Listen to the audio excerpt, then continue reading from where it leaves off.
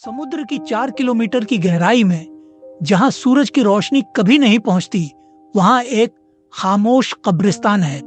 ये दुनिया के उस सबसे आलीशान महल की कहानी है जिसे कभी न डूबने वाला यानी अनसिंकेबल कहा गया था। आज हम उस तारीख की परतों को खोलेंगे जिसने इतिहास का रुख बदल दिया। 10 अप्रैल 1912 इंग्लैंड का साउथहैम्पटन पोर्ट। हवाओं में उत्साह था, लाखों की भीड़ और उनकी आंखों में एक ही नजारा, 269 मीटर लंबा और 53 मीटर ऊंचा आरएमएस टाइटैनिक। इस जहाज को बनाने में उस दौर के $75 लाख खर्च हुए थे, जो आज के करीब $40 करोड़ के बराबर है। अंदर 5 सितारा होटल जैसी लग्जरी, जिम, स्विमिंग पूल और तुर्किश बांथ मौजूद थे। लेकिन इस भव्यता के पीछे कुछ ऐसी गलतियां छिपी थीं जो किसी को नजर नहीं आई। जहाज के मालिकान और कैप्टन एडवर्ड स्मिथ पर एक ही जुनून सवार था, न्यूयॉर्क 7 दिनों से पहले पहुंचना है। ये टाइटैनिक का पहला सफर था और इसे दुनिया का सबसे तेज जहाज भी साबित करना था। इसी दबाव में कैप्टन स्मिथ ने जहाज की रफ्तार शुरू से ही बहुत तेज रखी, लेकिन किस्मत ने अपना खेल पहले ही शुरू कर दिया। जहाज के लुकआउट पॉइंट यानी क्रोज नेस्ट पर तैनात पहरेदारों के पास दूरबीन ही नहीं थी। दरअसल जहाज के एक ऑफिसर डेविड ब्लेयर को आखिरी वक्त पर हटा दिया गया था और वह जाते जाते उस लॉकर की चाबी अपने साथ ले गए जिसमें दूरबीन रखी थी। बिना आंखों के यह विशालकाय जहाज 40 किलोमीटर प्रति घंटे की रफ्तार से बर्फ की चट्टानों के इलाके की ओर बढ़ रहा था। 14 अप्रैल की रात अटलांटिक महासागर का पानी कांच की तरह शांत था। न लहरें थीं, न चांद की रोशनी। जब लहरें नहीं होती तो वे आइसबर्ग से टकराकर सफेद झाग नहीं बनाती, जिससे अंधेरे में उन्हें देखना नामुमकिन हो जाता। टाइटैनिक को उस दिन आइसबर्ग की 6 अलग अलग चेतावनियां मिली थीं, लेकिन वायरलेस और ऑपरेटर जैक फिलिप्स पैसेंजर्स के संदेश भेजने में इतने मसरूफ थे कि उन्होंने सबसे महत्वपूर्ण चेतावनी को नजरअंदाज कर दिया। रात के 11:39 पर फ्रेडरिक फ्लीट को अंधेरे में एक विशाल साया नजर आया। वह एक फुटबॉल मैदान जितना बड़ा आइसबर्ग था। अलार्म बजा, इंजन उल्टे घुमाए गए।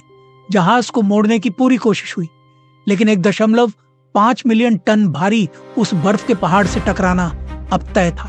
ठीक 11:40 पर टक्कर हुई। टाइटैनिक के अगले दाहिने हिस्से में 30 फुट का एक क्रैक पड़ गया।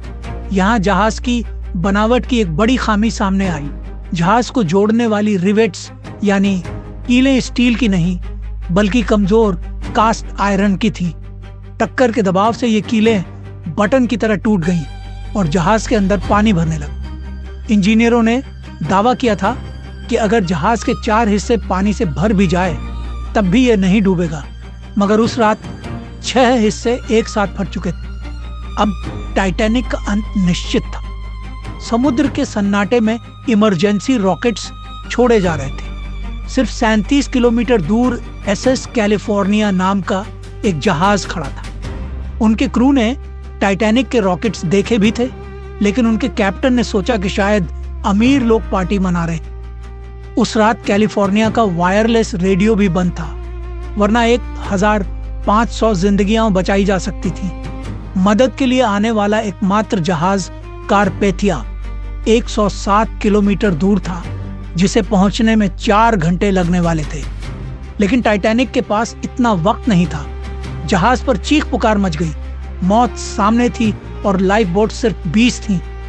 2200 से ज्यादा लोगों के लिए सिर्फ 1200 की जगह। नियम था, महिलाएं और बच्चे पहले।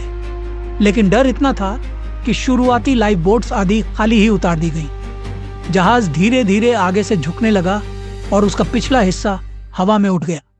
रात के 2:18 पर शॉर्ट सर्किट की वजह से सारी रोशनियां बुझ गईं। अगले ही पल एक भयानक आवाज आई। जहाज का ढांचा इतना वजन बर्दाश्त नहीं कर पाया और टाइटैनिक 2 हिस्सों में टूट गया। 2:20 बजे वह आलीशान जहाज अटलांटिक की गहराइयों में समा गया। जो लोग लाइफ बोट में नहीं पहुंच पाए वे -2 डिग्री के जमने वाले पानी में छटपटा रहे थे।